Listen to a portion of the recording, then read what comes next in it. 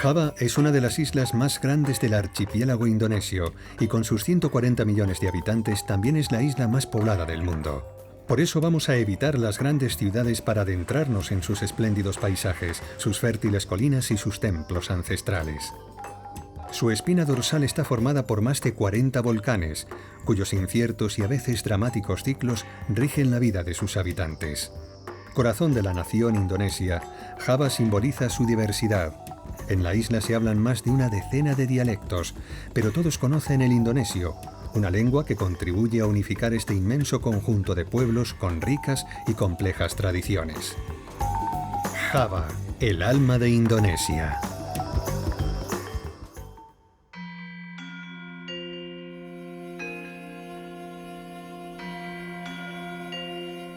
Nuestro periplo comienza en el volcán Bromo, gran señor del cinturón de fuego, situado en el este de la isla. A casi 2000 metros de altura, encontramos numerosos parajes idóneos donde esperar a que el ruido se desvanezca. Y la espera tiene su recompensa. El espectáculo es de una belleza absoluta. El Bromo, que se eleva desde las profundidades de la antigua caldera Tengger, es uno de los 3 volcanes que emergieron de un gran cráter de 10 kilómetros de diámetro. Flanqueado por el Kursi de 2.581 metros y el Barak de 2.440, el cono humeante de Bromo se eleva sobre un mar de ceniza. El Bromo es venerado por los tengueres, grupo étnico hindú que puebla los alrededores y que con frecuencia arroja a su cráter verduras, pollos e incluso dinero para apaciguar la cólera del volcán.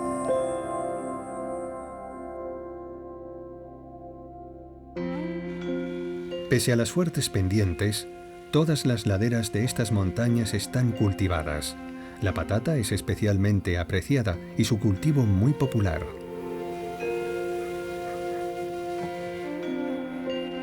El pueblo más cercano al volcán es Tosari, con frecuencia sumido en la bruma. Aquí es donde vive la mayoría de los agricultores. A la salida del colegio, los niños corren hacia el puesto callejero donde se venden brochetas de pollo y pasteles de arroz. En Europa, la flor de las nieves prácticamente ha desaparecido. Sin embargo, en las laderas del Bromo, una especie parecida sigue creciendo, aunque también está amenazada. Es muy importante para nuestra cultura, porque la usamos en muchos rituales. Y no queremos que venga la gente a la montaña a arrancarlas. Por eso, tenemos esta plantación aquí. La etnia Tengger la usa en sus templos.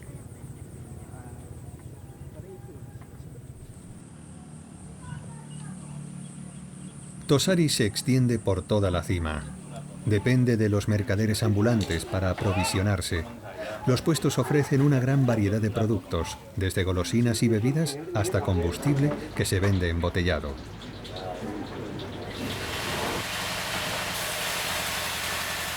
Un poco más abajo, los camiones descargan troncos de sengón, un árbol parecido a la acacia que se usa en la construcción. A diferencia de la teca, que está sobreexplotada, el sengón tiene la ventaja de volver a crecer muy rápidamente.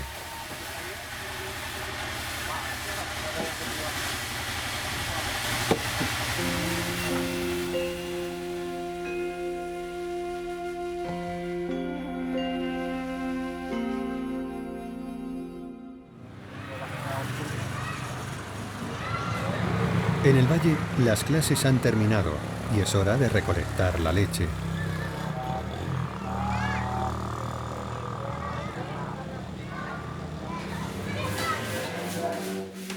La cría de ganado bovino no se introdujo en Java hasta 1750, fecha en la que la colonización holandesa se extendió a toda la isla. El accidentado relieve obliga a los granjeros a conformarse con explotaciones humildes en las que el ganado no suele salir a pastar. Sin embargo, los animales están muy bien alimentados, el forraje es muy fresco.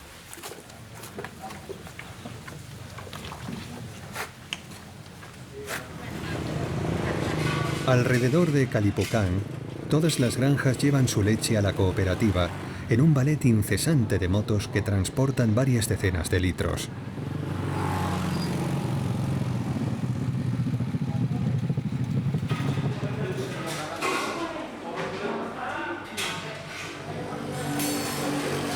El sistema está perfectamente estudiado.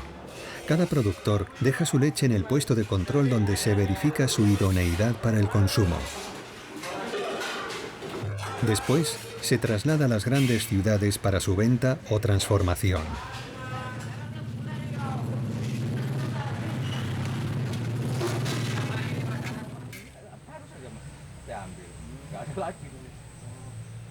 No lejos de allí, en Deja Kalipucan, Johnny Purnamo vigila con celo su campo de pitaya. También conocido como fruta del dragón, pertenece a la familia de los cactus y apenas necesita agua para crecer. Además de ser especialmente sabrosa, esta fruta posee muchas cualidades nutritivas. El clavo es una especia muy apreciada también. Antes de que la ruta de las Indias formara parte del circuito del comercio mundial, valía más que el oro. En la actualidad, su precio es menor, pero su cultivo sigue siendo rentable.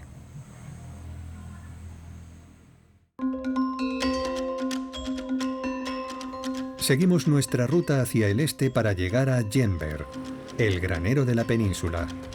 Es una zona repleta de huertos, frutales, pero también de grandes plantaciones de tabaco. Tras la cosecha, las hojas de tabaco se secan al sol, extendidas sobre las parcelas de las pequeñas explotaciones familiares. Esta fábrica produce puros de gran calidad, para lo que se requiere precisión y experiencia. Según la leyenda, uno de sus fundadores trajo de Cuba la cepa que tanta reputación ha dado a los puros del Caribe, así que no es de extrañar que goce de tan buena fama entre los lugareños. Los puros de lujo solo contienen hojas enrolladas, mientras que los normales están hechos con hojas pulverizadas. Es una especialidad heredada de la época colonial y que hemos sabido perpetuar con una gran calidad en la fabricación, conservando además un alto nivel de exigencia, porque tenemos una clientela internacional que comprende Europa y América. Allí aprecian nuestros puros, compran nuestros productos y nosotros estamos muy satisfechos.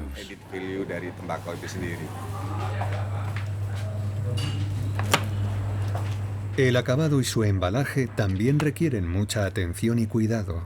La última hoja del puro, llamada capa, debe quedar impecable.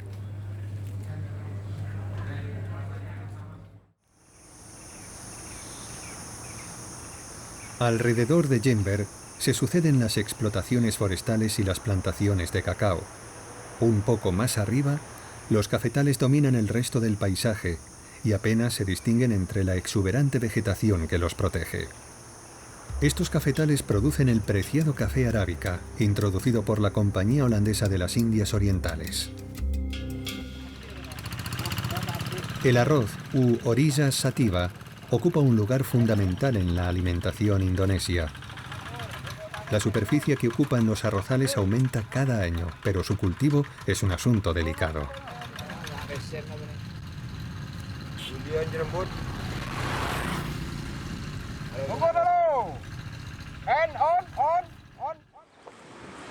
Situada en el extremo oriental, Banyuwangi es la última ciudad de Java. Desde allí se ve la isla vecina de Bali. Es la población con mejor acceso a uno de los volcanes más fascinantes de Indonesia, el Kawah Ijen. Con 2.386 metros de altura, sigue siendo un volcán activo. Su última erupción tuvo lugar en el año 2002.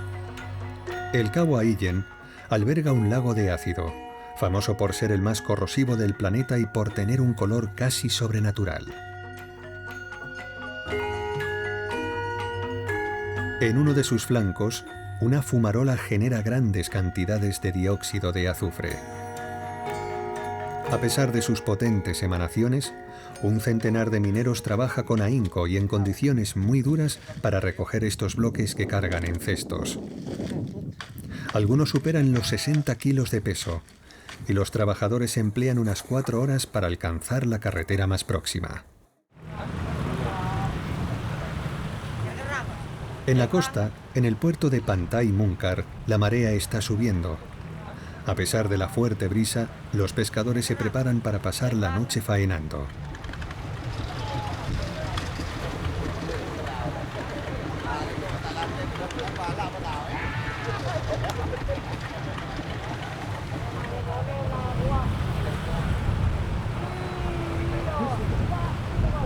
Los barcos, que aquí se llaman pinisi, quizá parezcan frágiles, pero están pensados para resistir el oleaje y los fuertes vientos.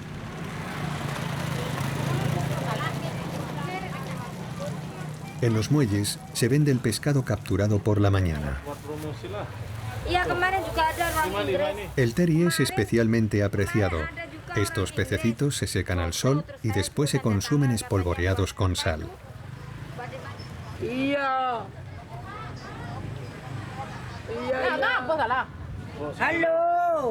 En los puestos hay atunes, carángidos, doradas y otras muchas especies de diferentes colores y formas.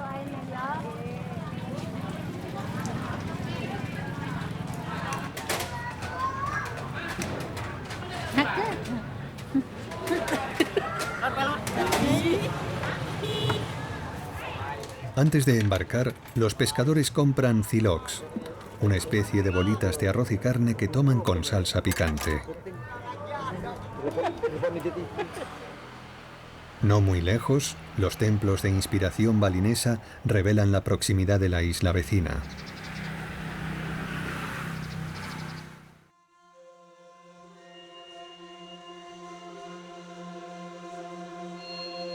Es el momento idóneo para trasladarse al centro de Java. Situada a más de 2.000 metros de altitud, Dieng es una de las ciudades más altas del país y en este mes de agosto celebra su festival anual.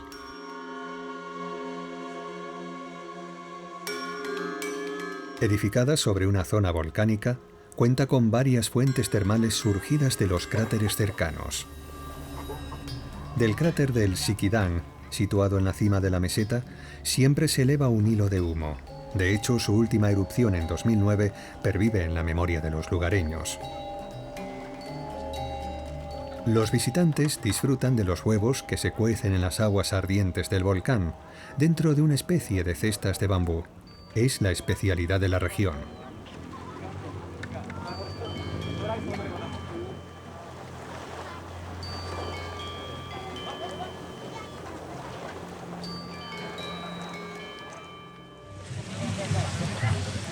Todos los años, el Festival de Dieng honra a las tribus locales. A pesar de la altitud y la lejanía, el público asistente es numeroso. Sobre la meseta, las numerosas ruinas nos recuerdan el pasado glorioso de la ciudad. Dieng fue, entre los siglos VIII y XIX, una ciudad-templo que se despobló por razones que aún se desconocen.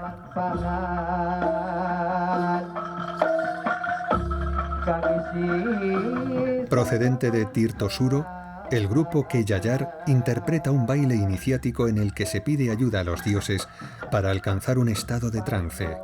Es el acontecimiento de la jornada. Sujillo es el líder del grupo.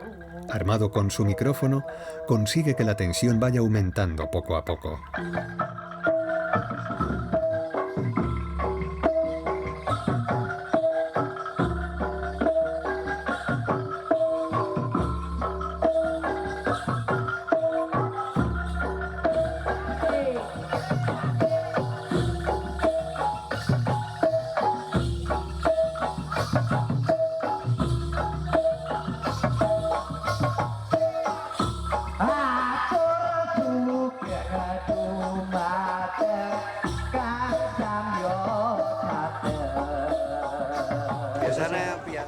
Se trata de un baile sagrado que realizamos una vez al año, en agosto.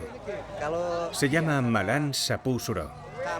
Y con él intentamos eliminar las vibraciones negativas que nos rodean.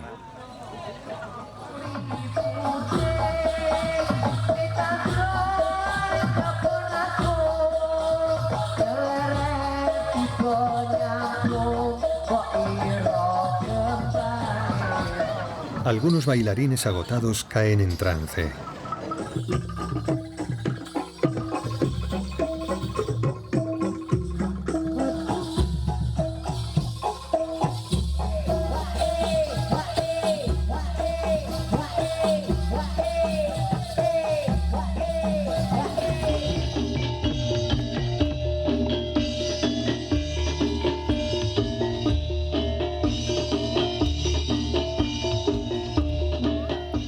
El siguiente baile cuenta la leyenda del jefe religioso Kiai Kolodete, uno de los primeros en instalarse en la meseta de Dieng, no sin antes echar a unos terribles demonios.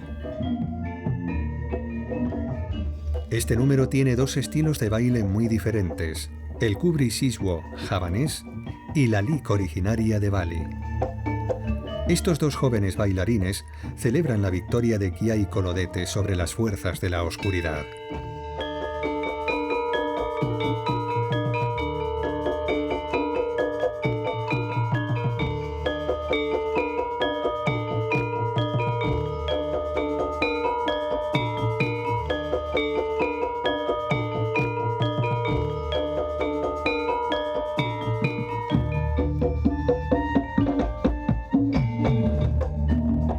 Ahora sale a escena el espíritu maléfico, el famoso Lik, el malvado personaje balinés.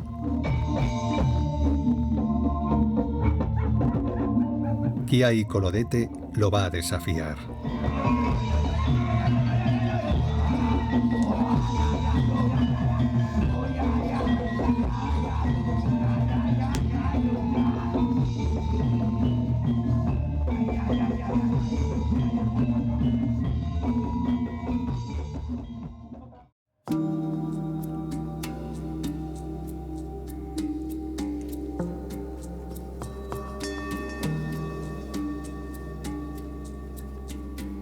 Recientemente, se ha comenzado a utilizar la geotermia en diferentes emplazamientos de la ciudad para aprovechar los vapores y la energía generada por el volcán.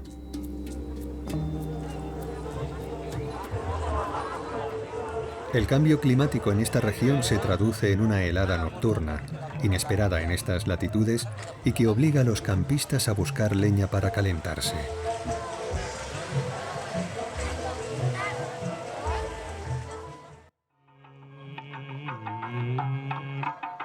El otro gran acontecimiento del festival tiene lugar a los pies del templo Arjuna, el lugar sagrado de la meseta de Dieng. Hasta aquí se han desplazado todos los dignatarios de los alrededores, entre ellos el gobernador del centro de Java.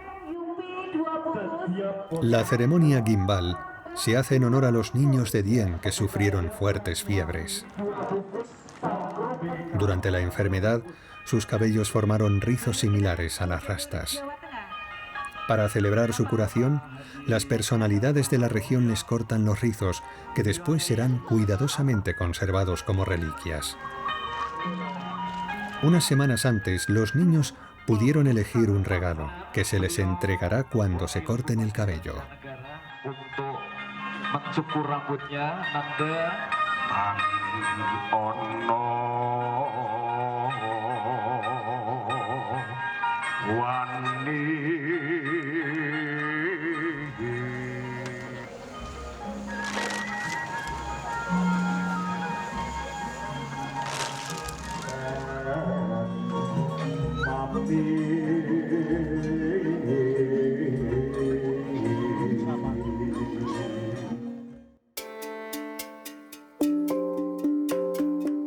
Dejamos la meseta y nos dirigimos hacia la costa sur para visitar uno de los templos budistas más bonitos del sureste asiático, Borobudur, situado cerca de Yogyakarta. Los soberanos de la dinastía Sailendra levantaron Borobudur entre los años 750 y 850. La historia de este templo sigue siendo hoy en día un misterio. Durante todos estos años ha resistido terremotos, erupciones volcánicas e incluso atentados terroristas con bombas. El declive del budismo en Java desembocó en el abandono de Borobudur poco después de su construcción. Este lugar sagrado quedó en el olvido durante siglos, enterrado bajo varias capas de cenizas volcánicas. Hasta que en 1815 la zona se despejó. La fabulosa imaginación y las proezas técnicas de sus constructores quedaron por fin al descubierto. A finales de los años 70 se restauraron los cimientos del templo que amenazaban con hundirse. Debido a la envergadura de las obras, hubo que trasladar el templo piedra a piedra.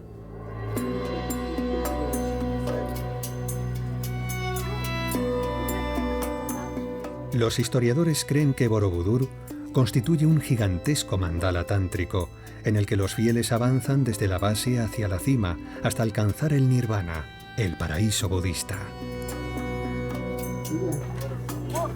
Se cree que la piedra gris estuvo cubierta por una pintura destinada a captar los rayos del sol. Hoy, la principal amenaza del templo son los 90.000 visitantes que recibe, especialmente en los días festivos. Este lugar no fue concebido para acoger tales multitudes. En Karang, el pueblo más cercano al templo, Kera sigue al frente de su modesto taller de alfarería a pesar de haber cumplido ya los 70.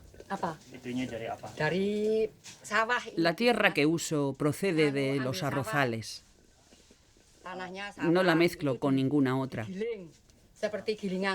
Solo le echo un poco de agua para conservar su maleabilidad. La cojo de una zona que está detrás de Maripú.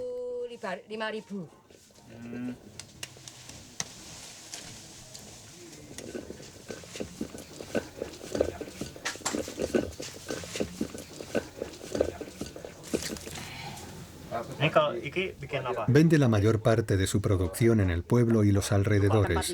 Fabrica desde cazuelas para cocinar a portavelas.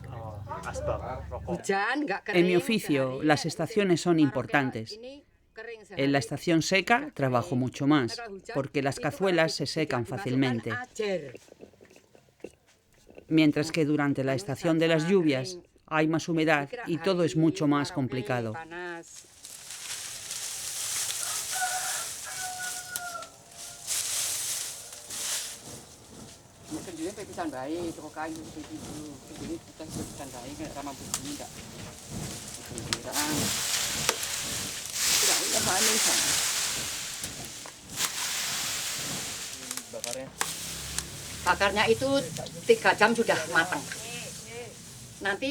La cerámica cuece durante 3 horas y luego la dejo secar al sol.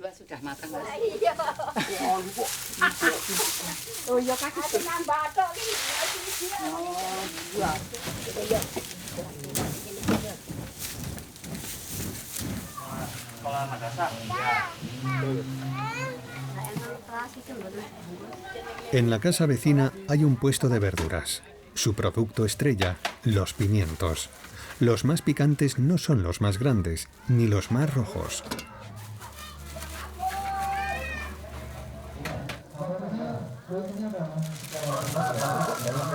Estos puestos también ofrecen comida para llevar.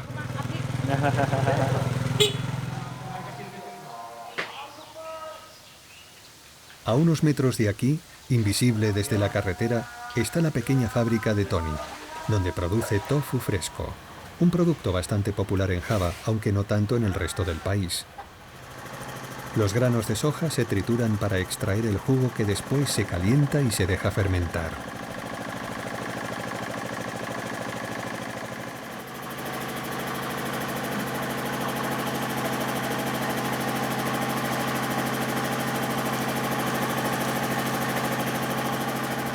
La jornada de Tony comienza a las 3 de la mañana. Es crucial que termine su producción antes del mediodía para respetar el proceso de fabricación y evitar las horas de más calor.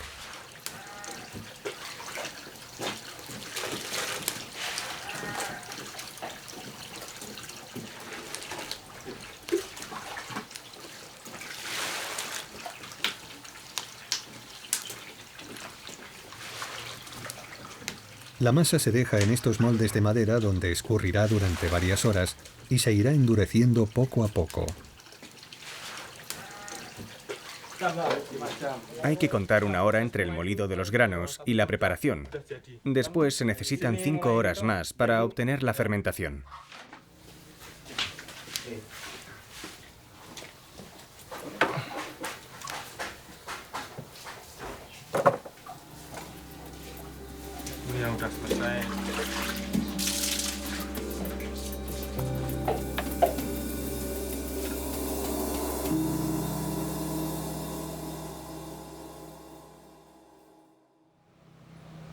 En la cima de la colina, el Hotel Platarán ofrece las mejores vistas del templo de Borobudur. Su chef, Iqbal Batubara, nos va a desvelar algunos secretos de la cocina regional.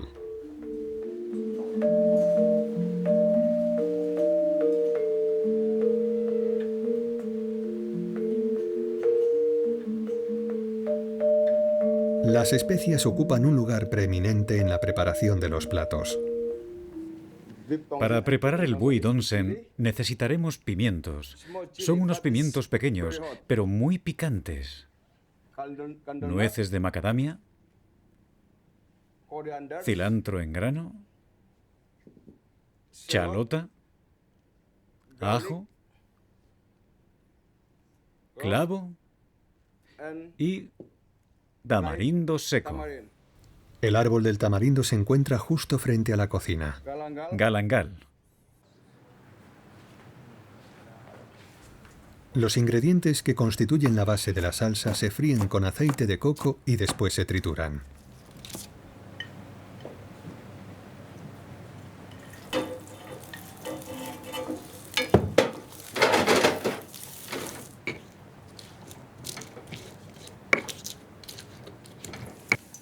Esta ya es la salsa.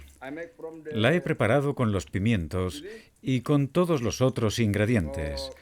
Las chalotas, el ajo, el galangal.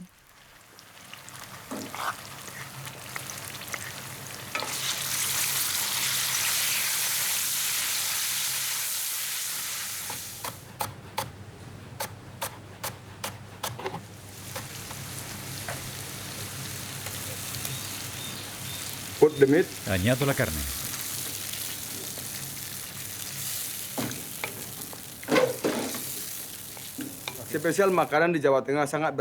Existen algunas diferencias en la cocina.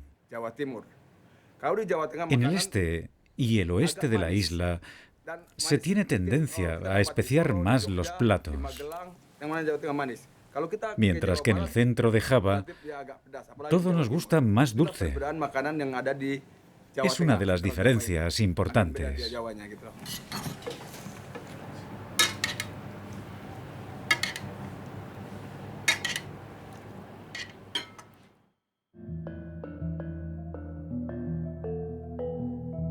Dejamos las llanuras de Borobudur para regresar a Yogyakarta y en el camino descubrimos paisajes creados por el ser humano, como estas terrazas de arrozales.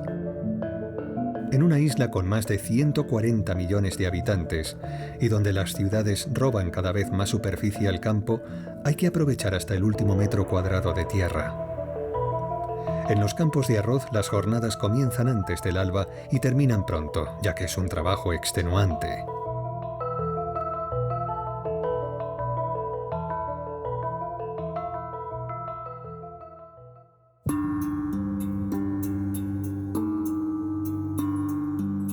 El complejo de Prambanan, construido a las afueras de Yogyakarta, es una cita ineludible para quien visite Java. Una inscripción del año 856 señala la fecha de creación de este lugar sagrado, considerado como el más bello vestigio del período hindú. Destruido por un terremoto, Prambanan fue durante mucho tiempo un conjunto de ruinas. Sin embargo, en 1937 se iniciaron las obras de reconstrucción para devolverle su antiguo esplendor. El santuario principal está dedicado a Shiva. Innumerables bajorrelieves delicadamente esculpidos rodean cada uno de los templos. En ellos se cuentan episodios de la epopeya del Ramayana, un relato clásico de la mitología hindú.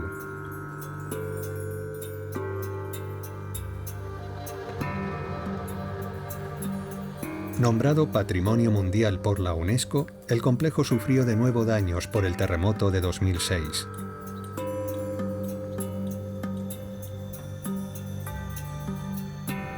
Las obras de restauración y los trabajos de investigación son permanentes, ya sea para reconstruir partes recientemente destruidas o para continuar con excavaciones antiguas.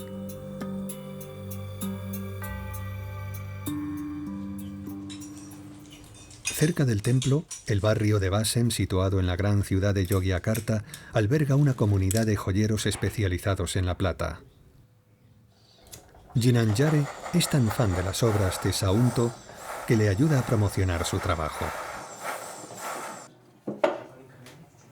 En otros tiempos, las numerosas minas de plata de la región proporcionaban a los joyeros material en abundancia, pero en la actualidad las extracciones se han reducido. Los anillos forman parte de la tradición javanesa. Cuando un hombre lleva un anillo con una gran piedra, lo que llamamos aki, decimos que su aura crece, aumenta su poder, es más carismático en su vida cotidiana.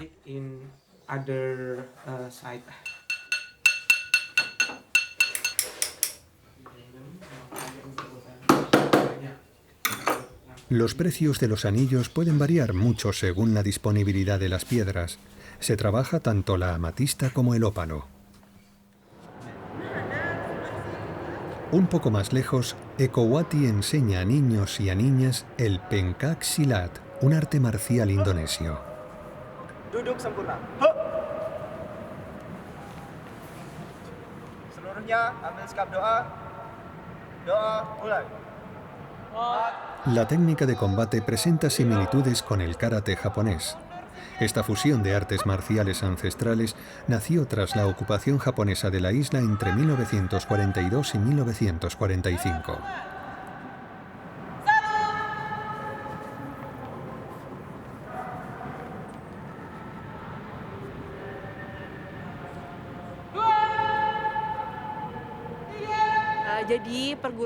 Hoy en día es el arte marcial más extendido en Indonesia. En un principio lo practicaban los soldados que protegían el palacio del sultán en Yogyakarta.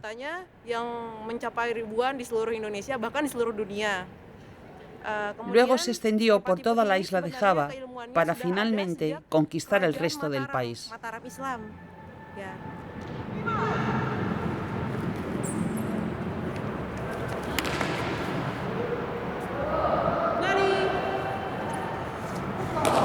Potenciar la fuerza interior permite ejecutar espectaculares ejercicios en los que se rompen objetos de un solo golpe, pero se necesita mucha experiencia.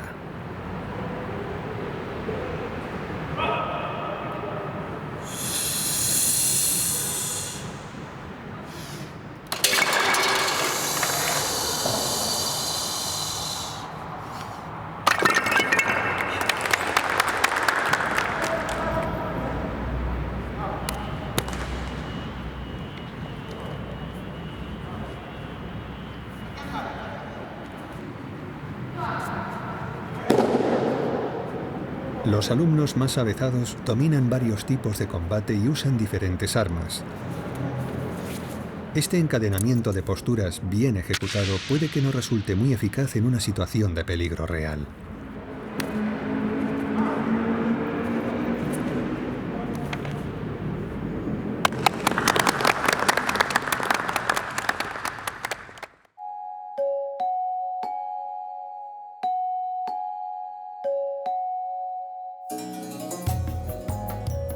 Nos dirigimos al noroeste de la isla, al puerto de Yakarta, capital de la República Indonesia. Esta gran ciudad de más de 9 millones de habitantes se extiende por varias decenas de kilómetros cuadrados.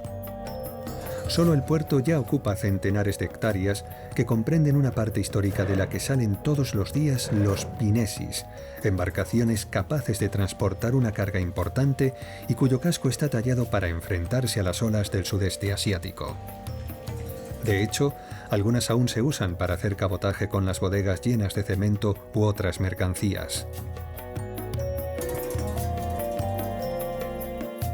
Más al norte, Alrededor de la laguna, los barrios superpoblados de los pescadores y vendedores se concentran en torno a los puertos de pesca.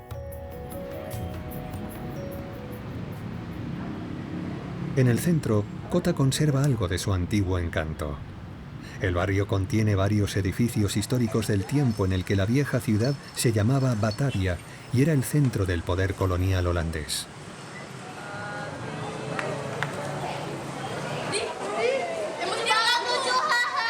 La plaza central de Kota siempre está llena de gente. Los edificios que la rodean son vestigios de épocas pasadas, como el antiguo ayuntamiento, el Taman Fathahillah. Los antiguos barrios residenciales se situaban lejos del río.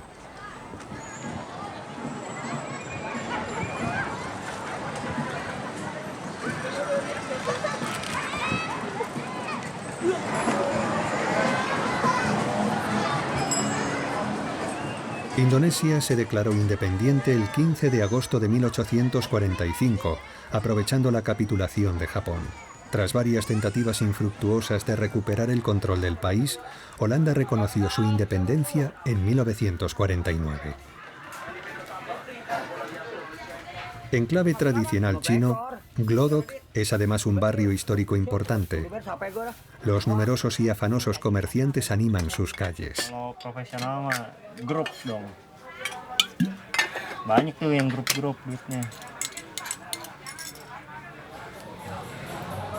Al otro lado del mercado se encuentra el conjunto de templos budistas Hian Tang Ken. Construido en 1755, es el más importante de la ciudad. La presencia del pueblo chino en Indonesia es muy anterior a la llegada de los holandeses. Sin embargo, su integración siempre ha resultado problemática. En 1998 se produjeron en la capital violentos disturbios que tuvieron como objetivo la comunidad china.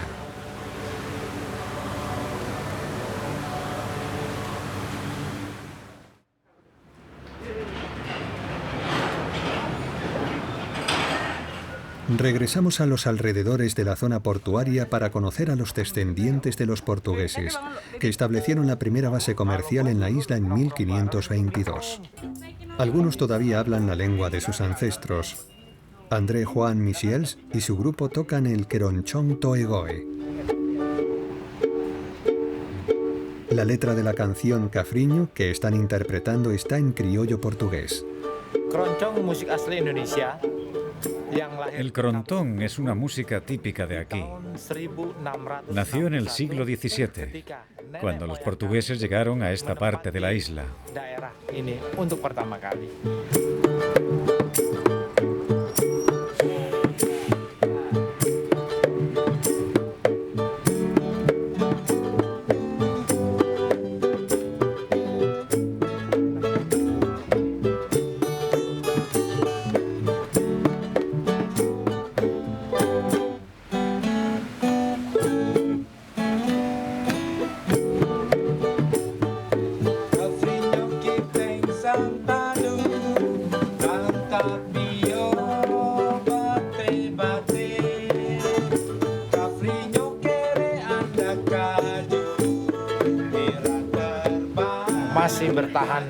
Nuestra intención es conservar esta tradición porque forma parte de nuestras raíces.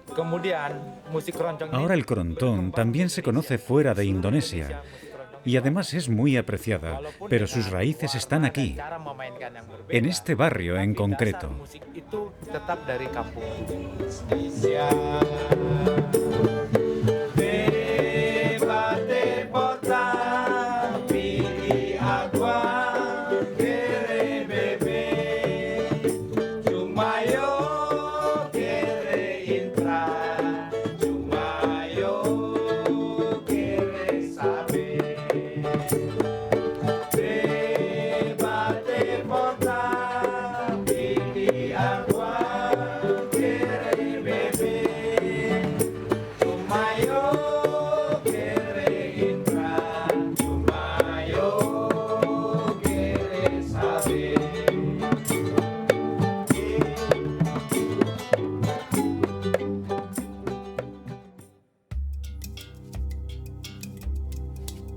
Al sudeste de la capital, en el monte Patuja, se encuentra el Kawah Putih, un gran volcán que se levanta sobre la ciudad de Bandung.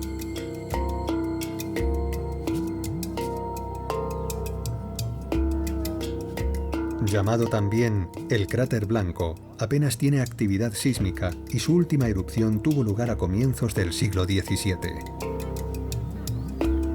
Situado a 2.430 metros de altitud, el Kawah Putih es muy apreciado por los habitantes de Bandung y sus emanaciones de gas no parecen molestarles. Algunos suben a la montaña en busca de temperaturas más frescas y otros para hacerse las fotos de su boda.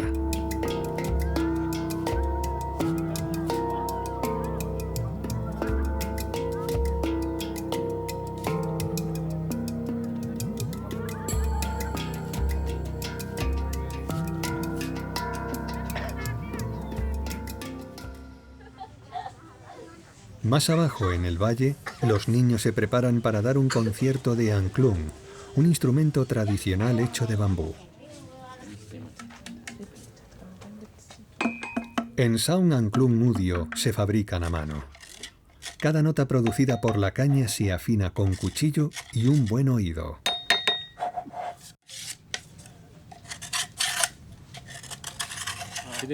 Tengo que ajustar el tono entre la parte alta y la parte baja del bambú. El sonido debe ser uniforme, ya se toque arriba o abajo.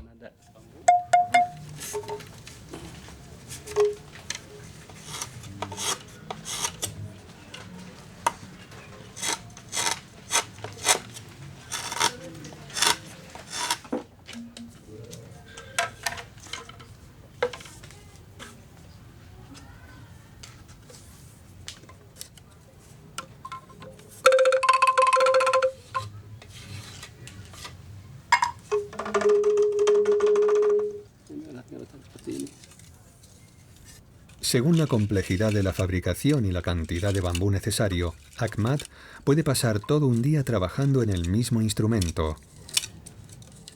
El angklung figura en la lista de la UNESCO como Patrimonio Cultural del Planeta.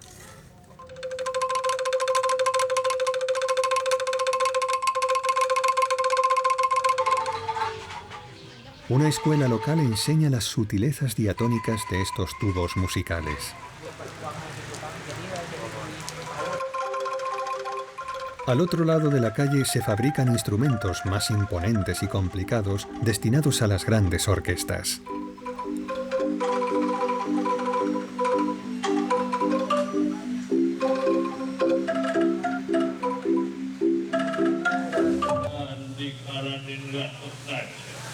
En el salón de actos del colegio comienza el espectáculo a cargo de las Wayang Kulit, una clase de marionetas muy populares.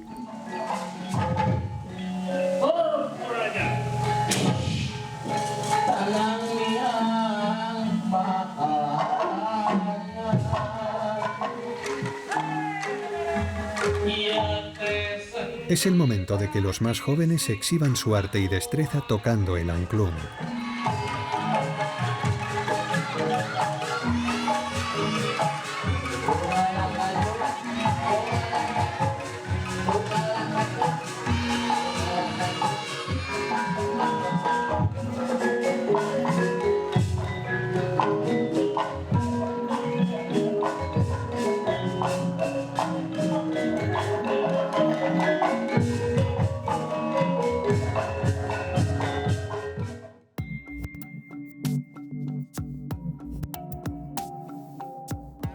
Retomamos nuestro camino hacia el este y llegamos a la costa de Cirebon, que domina el mar de Java. Sultanato independiente en el siglo XVI, la ciudad ha heredado de su pasado real uno de los kraton más antiguos y mejor conservados del país. El palacio del sultán fue construido en 1527, siguiendo un estilo arquitectónico singular, una curiosa mezcla de elementos sudaneses, javaneses, musulmanes, chinos y holandeses. La gran importancia del puerto de la ciudad es la causa de todas estas influencias extranjeras. Los sucesivos señores fueron dejando su aportación, renovando alguna sala del palacio y ampliando otras. El complejo tiene una superficie de unas 25 hectáreas, de las cuales las más modernas están ocupadas por el sultán Sepú XIV. El salón de audiencias del palacio se sigue utilizando. El sultán conserva su autoridad y es muy importante en la vida de la región. Esta parte del jardín del año 1430 estaba destinada a los baños del sultán. Las mujeres tenían prohibido entrar.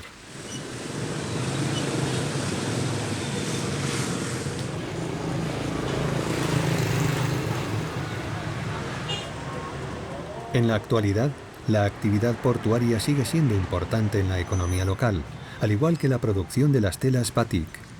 Las bicicletas y las motos son el medio de transporte más popular en una ciudad donde el salario medio es de unos 300 euros al mes. Afortunadamente, se puede comer bastante bien con 1 o 2 euros.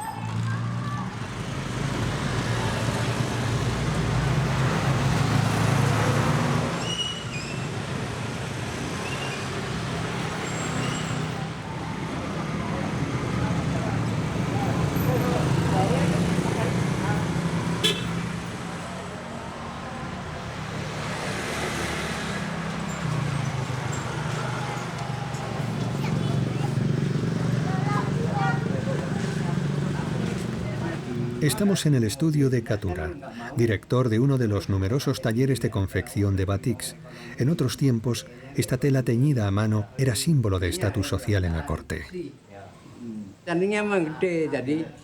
En general, se necesita un mínimo de un mes para fabricar un batik. Una pieza como esta, con motivos un poco más clásicos, puede que requiera incluso 3 meses de trabajo. Los motivos primero se dibujan sobre papel.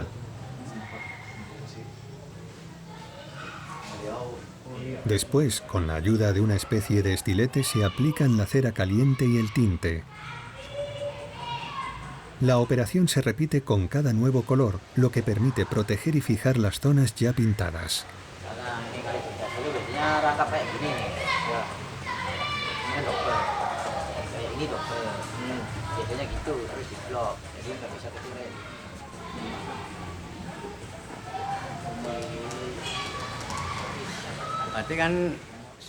Hay muchos estilos. En Pekalongan se prefieren los adornos en 3 dimensiones. Aquí en Cirebon nos gustan más con los adornos en 2 dimensiones. El estilo Wayang también es en 2 dimensiones.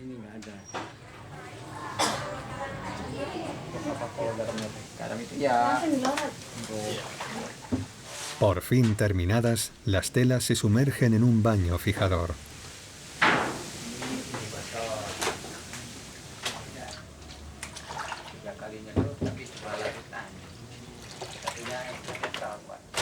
El catálogo de batik de alta gama es impresionante. Sus piezas más prestigiosas se encuentran en manos de ricos comerciantes o de coleccionistas. Él solo conserva algunas fotos.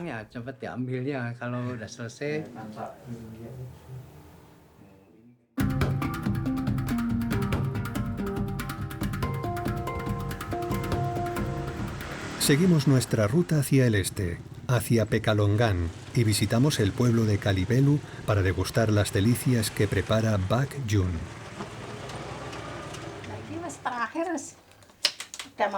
Todos los días, nuestra anfitriona enciende los fogones para cocinar kue serabi, unos pasteles a base de coco muy apreciados en la zona.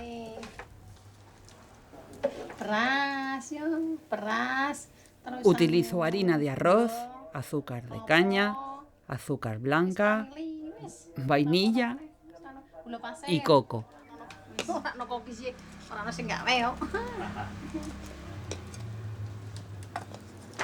La pastelera, que se levanta todos los días a las 3 de la mañana, no descansará hasta terminar 50 pasteles, lo que suele ocurrir al mediodía.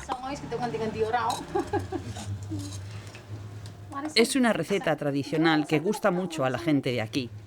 Por eso todos los días vendo todos mis pasteles.